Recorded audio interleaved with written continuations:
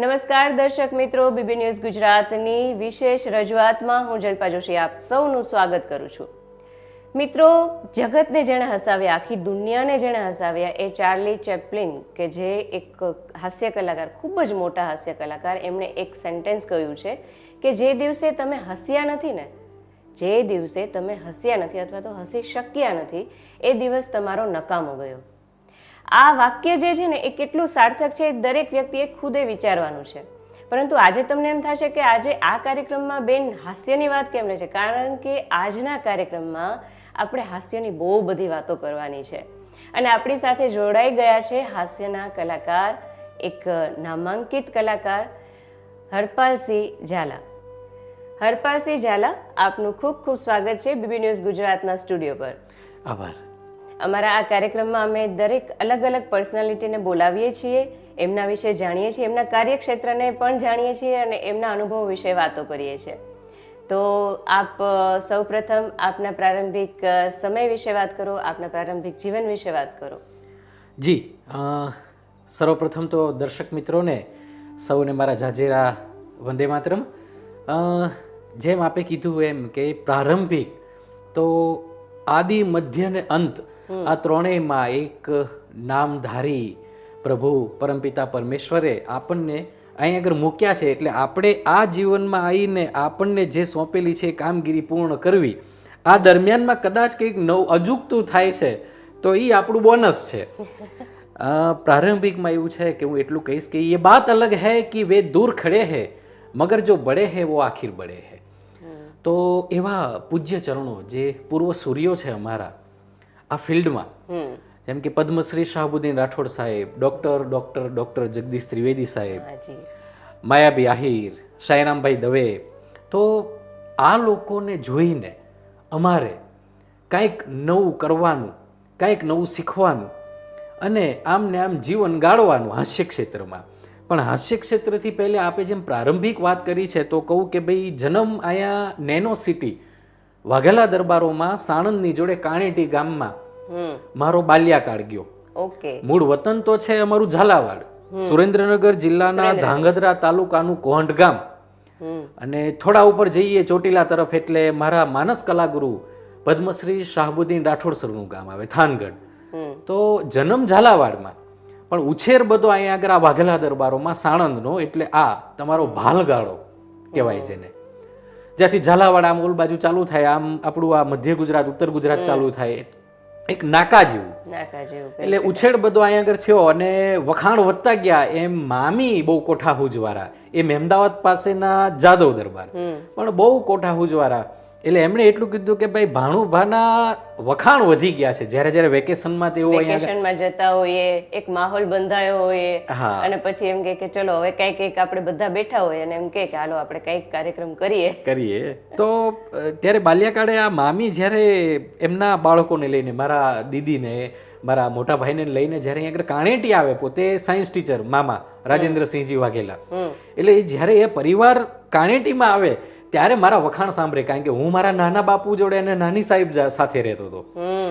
એટલે વખાણ ગામમાં બહુ સાંભળવા મળ્યા. એટલે આ બાઈએ કીધું કે ભાઈ આ ભાણું હાવ વનેરું થઈ જશે, વકરી જાહે, હાવ દેહાણ ભાષામાં કહીએ તો તળપદા શબ્દમાં. અત્યારની કદાચ જનરેશનને આ અમુક શબ્દો ખબર ન પડે કે આ શું કહેવા માંગે છે. એટલે તોફાન મારા એટલા બધા હતા કે લોકો વખાણ મારા મામા મામી પાસે કરતા હતા. એટલે એ મને ટેકફુલી ત્યાં આગળ ભણવા માટે લઈ ગયા. હવે બકરી ડબે થઈ ગઈ. કારણ કે 150 થી 200 જૈનોની વચ્ચે આ એક દરબારી કુટુંબ, પણ પાછે પોતે સ્વામિનારાયણ સંપ્રદાયમાં જોડાયેલું. એટલે આ માહોલમાં ગયો ને પોતે સાયન્સ ટીચર. વાઘેલા સ્કૂલ ખંભાતની બહુ નામધારી સ્કૂલ, સામે માધવલાલ સ્કૂલ, રોડ વચ્ચે એક રોડ જ તે, સામે બે સ્કૂલો, જેમાં બે ગ્લાસ વચ્ચે પડ્યા છે એમ વચ્ચેની જગ્યા છે, એ રીતે બે સ્કૂલો સામે ઊભી હોય. અને આ પોતે ખંભાતનું એક નામ, બહુ નામધારી નામ, એટલે રાજેન્દ્રસિંહજી વાઘેલા સાહેબથી ફેમસ, એમનો ભાણો. એટલે બધા ટીચરો મારી ઉપર સવિશેષ ધ્યાન આપતા. અને અમારા સિનિયર, જે સુપર સિનિયર 10માના 12માના, આ લોકોએ ધ્યાન રાખે કે ભાઈ વાઘેલા સાહેબનો ભાણું છે. એટલે તોફાન બધા બંધ થઈ ગયા અને પરાણે ભણવું પડ્યું પણ પરાણે ભણવું પડ્યું. આમ ધીરે ધીરે મારો જૈન સમાજ સાથે અને સ્વામિનારાયણ સંપ્રદાય સાથે સંપર્ક થયો અને ભણવા એટલે ટૂંકમાં અમારી બાળ ગોઠિયા બધા મારાથી છૂટી ગયા અને પરાણે ભણવું પડ્યું. બરાબર છે ભાઈ. એમાં એવું પણ કહી શકાય કે જીવન ઘડતર તમારું જે થયું એ ભણતરની સાથે ગણતર પણ થયું. તમે ત્યારે નાની નાની પ્રસ્તુતિ કદાચ કરતા હશો, નાના નાના કે ભાઈ સ્કૂલમાં કોઈ કાર્યક્રમ જી, લોકો મને લપલપિયો કાચબો કહેતા. મારા મામા સાહેબના દીકરા જયદીપસિંહજી મને કાયમ કહેતા કે તને સહરાના રણમાં મૂકવામાં આવે, અગર તો તને આફ્રિકાના જંગલોમાં મૂકવામાં આવે તો અડધી પોણી કલાક પછી રેતી કાવલા ઝાડવા તારી હારે વાતું કરતા હોય. એટલે બની શકે કે આ જે બાળપણની જે વસ્તુ હતી એ ક્યાંક ને ક્યાંક તમારા ક્ષેત્રમાં પણ આવી ખરા. જી જી જી. તો એ આપણે હાસ્ય ક્ષેત્રમાં તમે પગરણ ક્યારે કર્યું? અચ્છા દીદી, આમ તો આ એક ઉક્તિ દ્વારા કહીશ કે આ અહીં પહોંચ્યા પછી હવે બધું સમજાય છે, કોઈ કાંઈ કરતું નથી, આ તો માલિકની મરજીથી થાય છે. એટલે પ્રારંભમાં કાંઈ લખ્યું છે આપણે વાંચી નથી શકતા, પણ આપણે પુરુષાર્થ કરવાનો છે, પ્રયત્ન કરવાનો છે. જેમ કે ગીતાજીમાં યોગેશ્વરે કીધું કે તું કર્મ કરે જા, ફળની ચિંતા ન કરીશ. તો હાસ્ય ક્ષેત્રમાં પગરણ એમ થયું કે 31 ડિસેમ્બર 1999 અને બીજે દિવસે 2000ની સાલને વેલકમ કરવાની. એટલે 30મી ડિસેમ્બરે અમે NSSના એક કેમ્પમાં 60 વિદ્યાર્થીઓ સિનિયર જુનિયર, અમારા ઓફિસર ડૉક્ટર LP પટેલ સાહેબને અમારો આ 61 જણાનો બેડો અહીંયા આગળ ગાંધીનગર મોટા ચિલોડાથી દેગામ તરફ જતા વચ્ચે મગોડી ગામ છે, એ ગામમાં ગયા હતા NSSનો કેમ્પ લઈને કોલેજ કાળમાં. અને અમને લોકોને ત્યાંના સ્થાનિક ગ્રામજનો અને સરપંચશ્રીએ ઇન્વિટેશન આપ્યું કે આપને ભાવભર્યું નિમંત્રણ છે આખી ટીમને, આજે જમવાનું તમારે અમારે ત્યાં છે અને આજ તમે અમારા મહેમાન બનો. અમારા ગ્રામના યુવાનોએ 2000ની સાલને વેલકમ કરવા માટે 30મી ડિસેમ્બરે રામજી મંદિરે સુંદર મજાના રંગારંગ કાર્યક્રમો રાખ્યા છે. કાર્યક્રમો જોઈને જ્યારે 12-1 વાગે ઘરે પાછા આવ્યા એટલે અમે જે મહાદેવજીના મંદિરે રોકાણા હતા ત્યાં, અને સાહેબે ડૉક્ટર LP પટેલ સાહેબે આવી એક રજૂઆત કરી કે આજે 30 ડિસેમ્બર થાય છે, કાલે 31 ડિસેમ્બરે આ જ સ્ટેજ ઉપર આપણે ઓડિયન્સમાં નહીં હઈએ, સ્ટેજ ઉપર હશું. બધા વિદ્યાર્થીઓને એમણે આદેશ આપ્યો કે જેનામાં જે કલા છે એ રજૂ કરો, બહાર લાવો, એને નિખારો. તમારી પાસે કાલ 8 વાગ્યા સુધીનો જ સમય છે. બહુ સરસ. અને આમ પહેલી વાર એ ત્યારથી તમારા સ્ટેજ શો ચાલુ થયા? સ્ટેજ શો આ પહેલો મારો જાહેર કાર્યક્રમ. ઓકે. 31મી ડિસેમ્બર 1999. અને આમ પણ ભાઈ કેવું છે કે આજે માણસ છે ને બહુ દોડે છે અને જીવનની અનેક મુશ્કેલીઓમાં ઘેરાયેલો છે. દરેક વ્યક્તિના જીવનમાં કંઈક ને કંઈક વસ્તુઓ હોય છે, કંઈક ને કંઈક પ્રોબ્લેમ્સ હોય છે. એ બધી જે ગડમથલ છે ને એમાં હસવાનું સાવ ભૂલી જાય છે. અને એમાં તમારા જેવા હાસ્ય સાધકો કે જે હાસ્ય લાવી શકે છે, લોકોના ચહેરા પર સ્મિત આપી શકે છે, એ ખરેખર ખૂબ જ સારું કાર્ય કરો છો. અને એના માટે કહેવાય ને કે આ એક પુણ્યનું કામ છે. આજે નાનું બાળક હોય તો એ બાળકના જે સ્મિતને તમે જુઓ તો તમને કેટલી માનસિક રીતે શાંતિ થાય છે. પણ એ છે કે જેમ જેમ ટાઈમ જાય છે, બાળક મોટું થાય છે અને જીવનના સામાજિક ઢાંચામાં જેમ ઢોળાય છે એમ આ સ્મિત પણ ખોવાઈ જાય છે. જી જી જી જી. એક વાત ટાંકીશ કે ભગવાન યોગેશ્વર કાયમ કહે છે કે ભાઈ સત્ય સનાતન હોય છે. તો એમણે જ કથન કર્યું કે ભાઈ સમયની સાથે સત્ય બદલાય છે. એટલે આમ તો યાદવ શ્રેષ્ઠ કહેવાય, ભગવાન માનવ થયો ને જેલા ભગવાન, એમની વાતમાં કાંઈ સંશય હોય નહીં. પણ આપણા મામા શકુની જે હતા ને એ કીડીમાંથી તે ચરબી કાઢવાનું એમનું કાર્ય હતું. એટલે એમણે તરત વિરોધ નોંધાયો કે યોગેશ્વર માફ કરજો. એમણે 3 વાર માફી માંગી અને પછી કીધું કે આપ કહો છો કે સત્ય સનાતન હોય એ ક્યારે બદલાય નહીં, તો તમે આ વાત કેમ કરો છો? તમારી જ વાતને ખોટી ઠેરવો છો કે સમયની સાથે સત્ય બદલાય છે. એટલે ભગવાને હળવું સ્મિત રેલાવતા એટલું જ કીધું કે મને હતું જ તે કે સૌથી બુદ્ધિશાળી જીવ આજે ચૂપ કેમ છે? તમે બોલવા ના જતા મામા, મને ખ્યાલ જ હતો એટલે મેં જવાબ તૈયાર રાખ્યો છે. આપે જેમ બાલ્યકાળની વાત કરી એમ કે બાળક નાનું હોય ત્યારે રમકડાઓ સાથે રમતું હોય, ત્યારે એની મહાત્ય સર્વસ્વ છે. એ જેમ જેમ મોટું થાય, યુવાવસ્થામાં આવે એટલે એના શોખ બદલાઈ જાય. એટલે જે રમકડામાં જ એનો બધો જીવ હતો એ રમકડા ફરી જાય છે. જેમ કે અત્યારની જનરેશનને મોબાઈલમાં ગેમમાં જીવ જતો રહે છે. એટલે સત્ય એ રહ્યું પણ સહેજ બદલાઈ ગયું. એટલે કે મામા તમે ચહેરો બદલાઈ ગયો. હા, ચહેરો બદલાઈ ગયો. મામા તમે છે ને નાના હતા ત્યારે શું રમતા હતા? તો કે ગિલ્લી દંડા, દોડ પકડ, આવું બધું રમતા હતા. એ વખતની રમતો રમતા હશે. અને હવે તમે મામા છે ને આ જગતની આબરૂ કાઢવાના એટલે કે આ જુગઠું રમવા માંડ્યા છો. સત્ય બદલાઈ ગયું છે, પાસા બદલાઈ ગયા છે, રમત બદલાઈ ગઈ છે, રમકડા બદલાઈ ગયા છે. તો પણ આપણે એવું જોઈએ છે કે હવે ધીમે ધીમે થોડાક મેં એવા પણ ક્યાંક કિસ્સા જોયા છે કે માણસો જે જૂની રમતો છે એ તરફ વળ્યા છે. વેકેશન આવે એટલે હવે મોબાઈલના જે અત્યારે વધુ પડતો ઉપયોગ થઈ રહ્યો છે બાળકોમાં, એને લઈને દરેક પેરેન્ટ્સ ચિંતિત તો હોય છે અને એને બીજી પ્રવૃત્તિઓમાં વાળે છે. ક્યારેક આપણને એવું લાગે કે આ બાળકને એના માતા પિતા આટલી બધી પ્રવૃત્તિમાં શું કામ નાખે છે. પણ એનું એક રીઝન એ પણ છે કે અત્યારે એ જો એ પ્રવૃત્તિમાં ન ઢળે તો મોબાઈલની સામે બેસી રહે છે. બરાબર ને? હવે હરપાલભાઈ, આપ હાસ્ય ક્ષેત્રમાં છો તો આપની કોઈ ટેગલાઇન ખરા કે જે તમારી ઓળખાણ હોય કે ભાઈ હરપાલસિંહ ઝાલા સ્ટેજ ઉપર છે તો એમની આ ટેગલાઇન હોય? અચ્છા, બહુ સારો પ્રશ્ન કર્યો. હૈયાની વાત ઓઠે લાવી દીધી. તમે મને મારા એક જૂના પરમ સ્નેહી મિત્ર મારા મોટા ભાઈની યાદ દેવડાવી દીધી. નામ છે એમનું ડૉક્ટર હરિચંદ્રસિંહજી રાઠોડ. પોતે જામડા સ્ટેટથી. જે તે સમયે અમારે હમણાં રિસન્ટલી રિઝાઇન કર્યું છે. એ ત્યારે અમારા કોલેજમાં પ્રોફેસર હતા. એક સમયે એ લેક્ચર લેવા માટે હું એક MBA કોલેજમાં સર્વિસ કરું છું. NICM SJPIથી અત્યારે બહુ ફેમસ છે. તો એ ક્લાસ તરફ જઈ રહ્યા હતા અને હું બરાબર એ સીડીઓ ચડતો હતો. એટલે ક્લાસથી હું અમારી લાઇબ્રેરી તરફ જઈ રહ્યો હતો, કારણ કે હું લાઇબ્રેરીમાં સર્વિસ કરું છું. અમારી લાઇબ્રેરીમાં 35,000થી વધુ પુસ્તકો છે. શું વાત છે! તો અમે બરાબર સામે મળ્યા ને એમને અચાનક જ આવું ક્લિક થયું. જેમ અત્યારે આપને આ પ્રશ્ન અત્યારે ક્લિક થયો એમ એ સમયે એમણે અચાનક જ કીધું કે હરપાલસિંહજી, હું ક્લાસમાં જોઉં છું, તમે તમારા કામ તરફ જઈ રહ્યા છો, પણ હાસ્ય ક્ષેત્રમાં તમે જે પગરણ કર્યું છે એમાં તમારી કોઈ ઓળખ, કોઈ તકિયા કલામ ખરા? એટલે ત્યારે મને હબાકો નીકળી ગયો કે વાત તો સાચી કે દરેક વસ્તુની એક બ્રાન્ડ હોય. જેમ કે આપણે BB ન્યૂઝ ગુજરાત અને તમે પોતે એક ટેગલાઇન રાખી છે, નો ફિયર નો ફેવર. તો આવું કંઈક હોવું જોઈએ એવું મને લાગ્યું.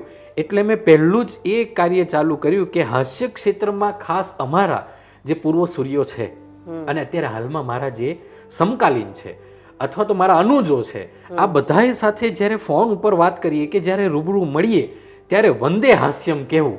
એટલે સામેથી રિપ્લાય આવે કે ન આવે હાસ્યમ વંદેનો, પણ આપણે વંદે હાસ્યમ કહી દેવું. વંદે હાસ્યમ કહી દેવું. અચ્છા, બીજું એક કે સ્ટેજ ઉપર બેસો એટલે બધા એને હરપાલસિંહ ઝાલાના જાજેરા હાસ્યાસ્કાર આ એક કહેવું. અને જ્યારે પ્રોગ્રામ પૂરો થાય ત્યારે બધાની ક્ષમા યાચના આપણે આપણી જ ત્યાં ફિલ્ડ પ્રમાણે કરવી કે આ બધા માવતરે મને સહન કર્યો એ બદલ તમારા બધાનો એક ખટારો ભરીને આભાર.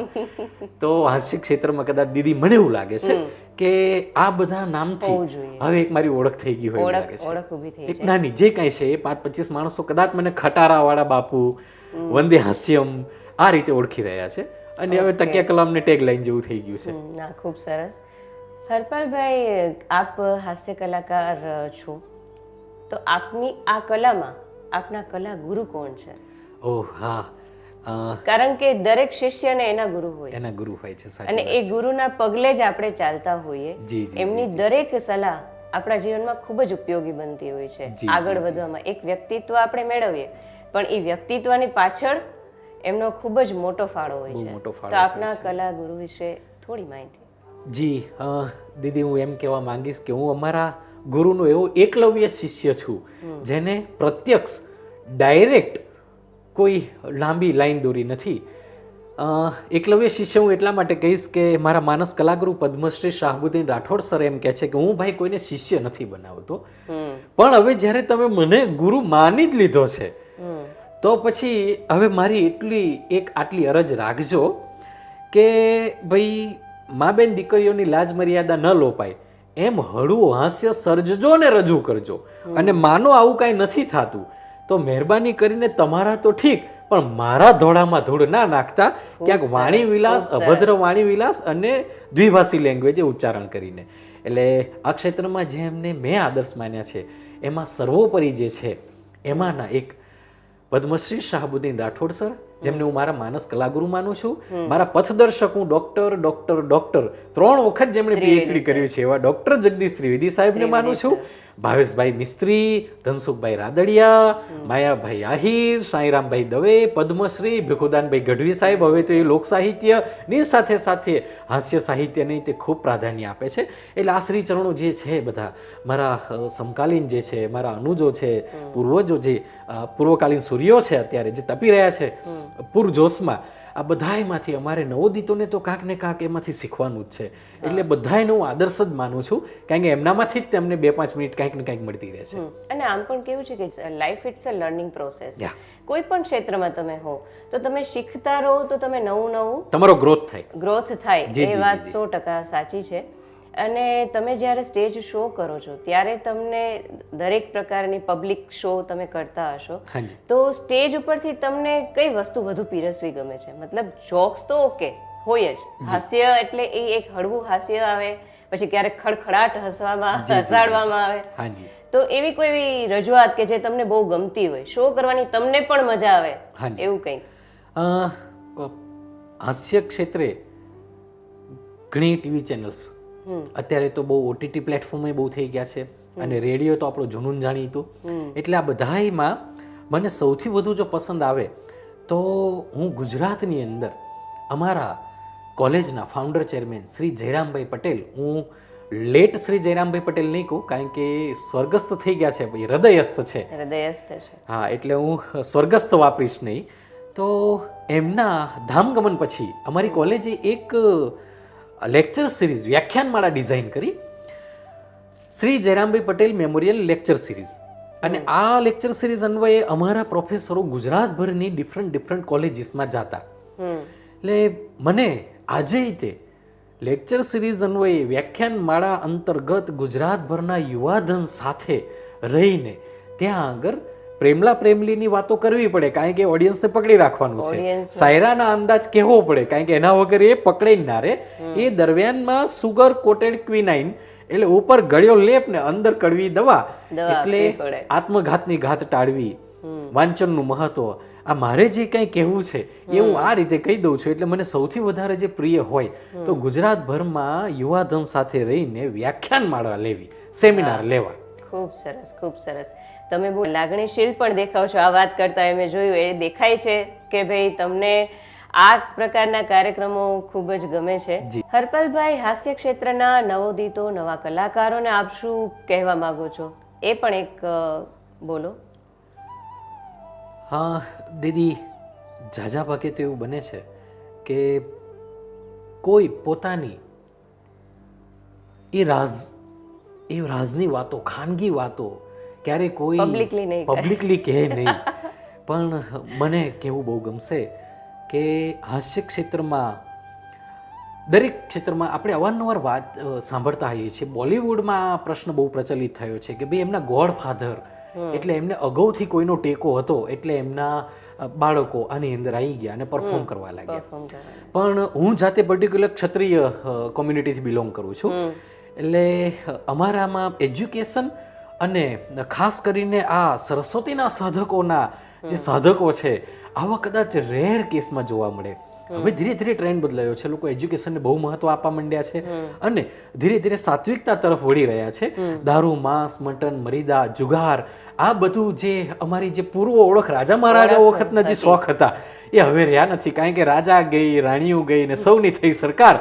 એટલે હવે મને એ કહેવું ગમશે કે આ ક્ષેત્રમાં મને એમ થયું કે મારે સરસ્વતીની સાધના કરવી છે અને મેં પગરણ કર્યું ત્યારે સૌથી પહેલાં મેં જેમને મારા માનસ કલાગુરુ માન્યા છે, નિમ્યા છે, એવા પદ્મશ્રી શાહબુદ્દીન રાઠોડ સર, ત્યારે એમને પદ્મશ્રી ખિતાબ નહોતો મળ્યો, તો શાહબુદ્દીન સાહેબનો એટલીસ્ટ મારી જોડે, એમની જોડે ટિકિટ શો ના હોય, કોઈ ટોક શો ના હોય, હાસ્ય દરબારો ના કર્યા હોય, કાંઈ નહીં, પણ એટલીસ્ટ એમની જોડે ફોટા ન હોય તોય ચાલે, પણ એક એમનો નંબર તો હોવો જોઈએ સિંગલ.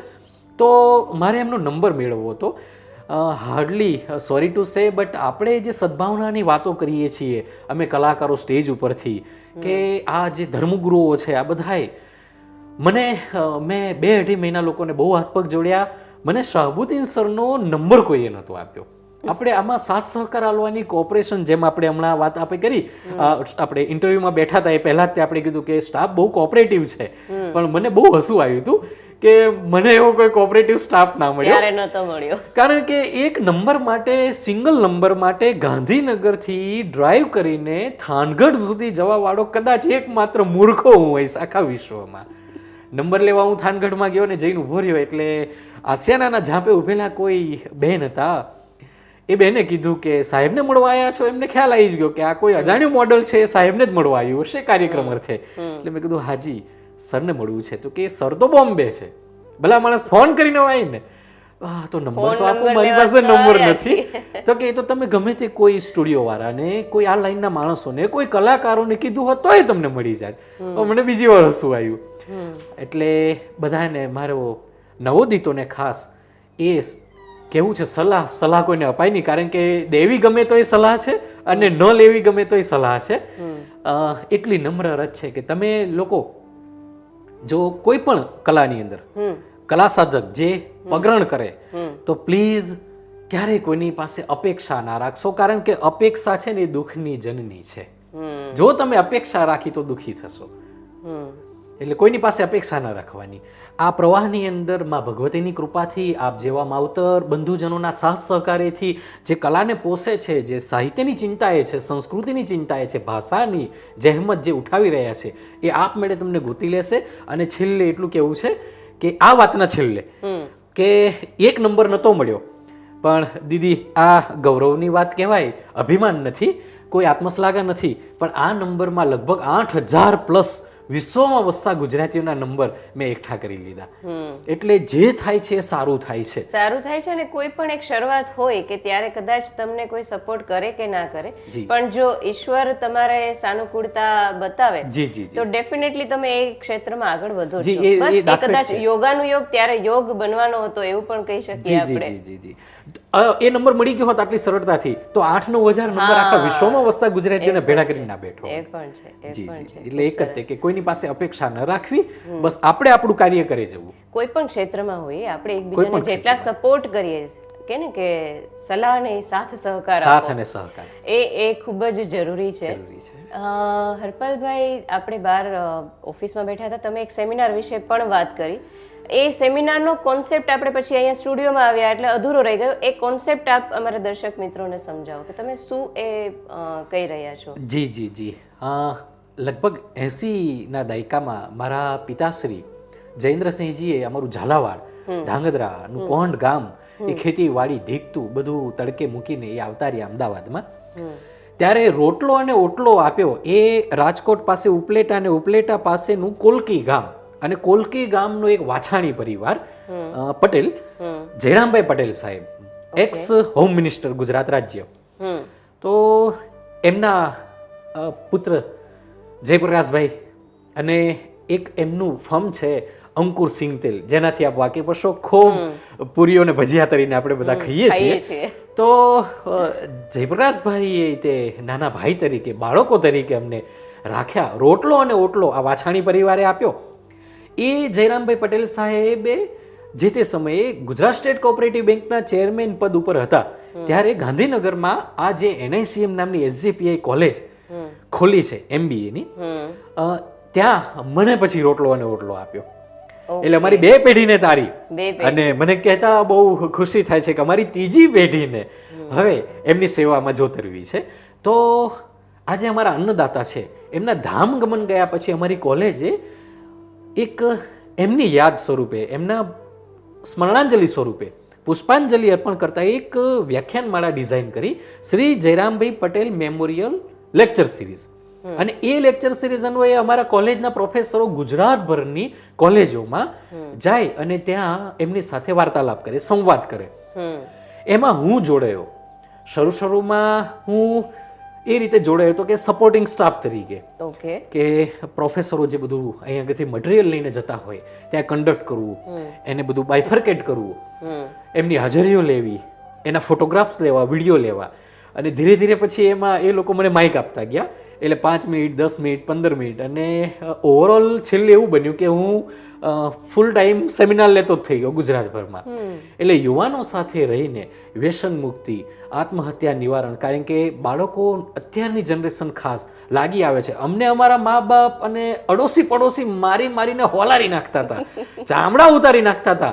અને જો મા બાપને કહીએ, કારણ કે અમારી દુવિધા એ હતી, આ અમારી કદાચ છેલ્લી જનરેશન હશે, કે અમારી દુવિધા એ હતી કે નિશાળમાં માસ્તરે એમને ખાખરોટ્યા છે, ઘરે આવીને કહીએ તો બીજી બે પડે કે નક્કી અભાગ્યા તે ક્યાંક કર્યું છે, તે શું કામ કર્યું, તે એવું શું કાંડ કર્યું કે તને સાહેબે માસ્તરે માર્યા. એટલે બે, એટલે અમારા સાહેબો અમારા ઘરે આવતા, અમારા હાથે પાણી પીતા, ચા પાણી કરતા અને અમારને જ માર ખવડાવતા. એ જનરેશન કદાચ અમે છેલ્લી છીએ ને એટલા જ માટે અમે આજે ઉજળા છીએ, નહીં તો અમે હાવ વનેરું વકરી ગયા હોત.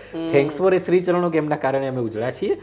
તો અત્યારની જનરેશન ને લાગી બહુ આવે છે, અને લાગી એટલું હદે આવે છે કે કેનાલમાં પડે છે આઈધર તો એ પંખે લટકી જાય છે. એટલે હું ખાસ મારા વ્યાખ્યાનોમાં આ વાતને વળી લઉં છું કે અમારી વાતોથી કદાચ તમને એટલી હદે હર્ટ થઈ જાય, લાગી આવે કે તમે સુસાઇડનું વિચારો, તો મહેરબાની કરીને એક કાને સાંભળો, બીજા કાને કાઢો. આવી ગાંડી સલાહ અપાય નહીં, પણ એટલા માટે આપવી પડે છે કે આપણા મા બાપને આપણા ખંભે ચડીને સ્મશાન સુધી જવાની હામ હોય છે.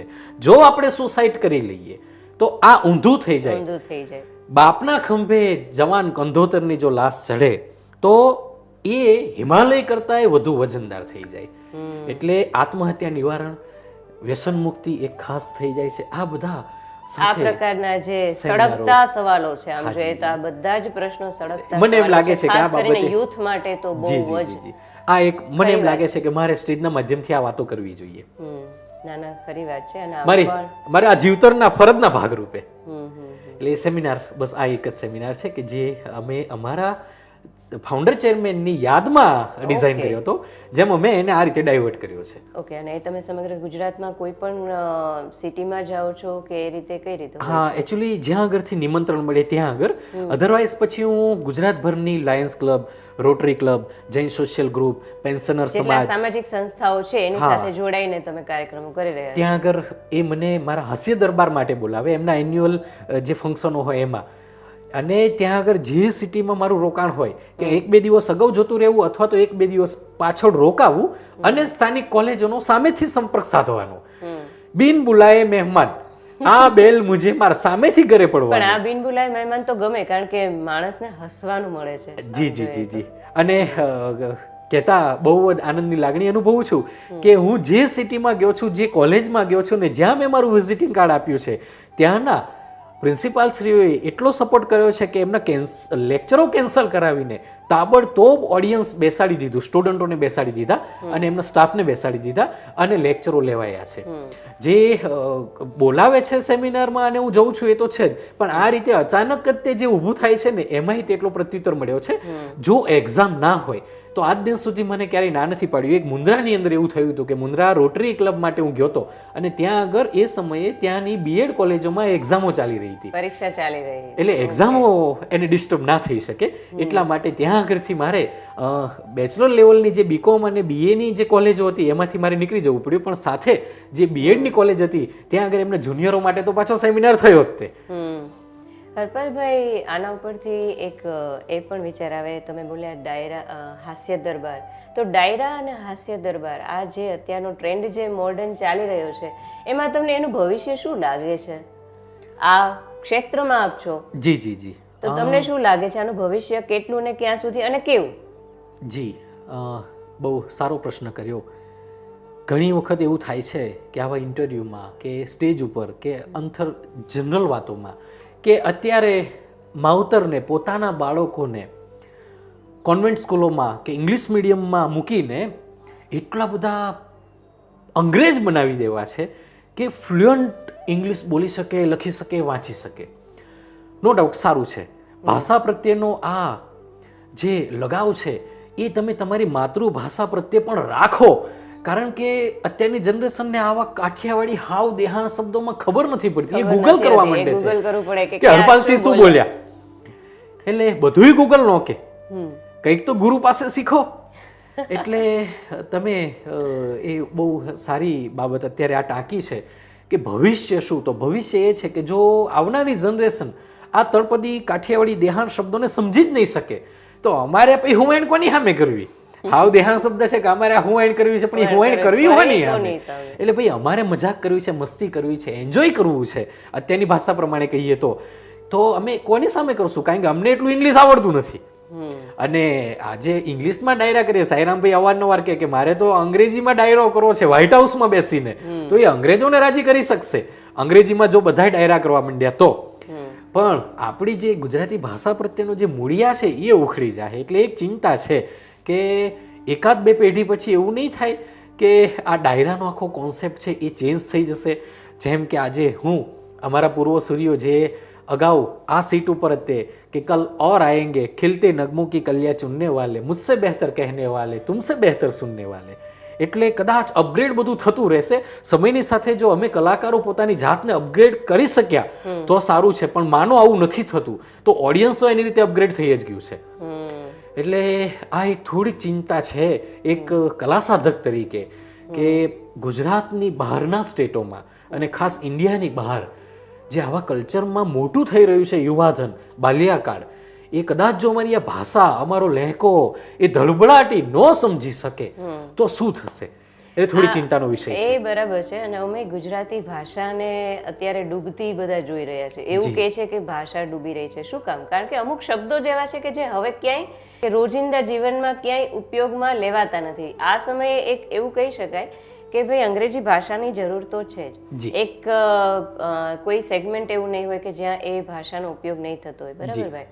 તો એવું કરી શકાય કે ભાઈ જે ઘરના સભ્યો છે, આવા સમયે ઘરના સભ્યોની જવાબદારી પણ વધી જાય. તમે ઘરમાં ઇંગ્લિશનું કલ્ચર આપો, એમાં કશું ખોટું નથી, પરંતુ બાળકોને જે આપણી મૂળ ભાષા છે એ શબ્દો તો એને આવડવા જ જોઈએ. બિલકુલ બિલકુલ. અંગ્રેજી ભાષા એ જરૂરી છે પણ સર્વસ્વ નથી.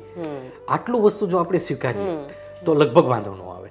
બરાબર છે હરપાલભાઈ, આપણે આજે ખૂબ સરસ વાતો કરી. આ કાર્યક્રમના અંતે અમારા દર્શક મિત્રોને કોઈ સંદેશ આપવા માંગતા હો તો એ કહો.